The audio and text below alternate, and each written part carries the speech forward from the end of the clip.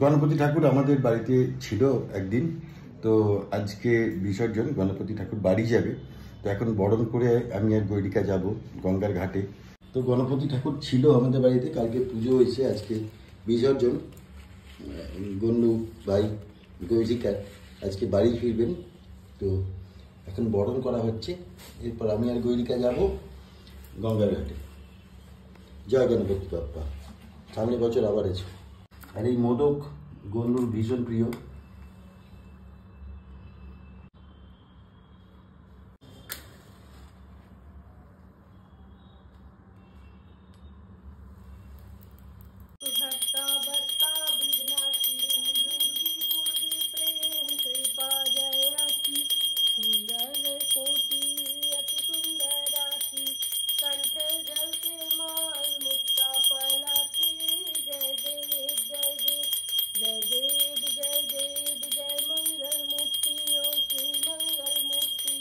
दर्शन मात्र मन कामना पूर्ति। जय देव जय देव। गणपति बाप्पा मोरया, मंगल मूर्ति मोरया। गणपति बाप्पा मोरया, मंगल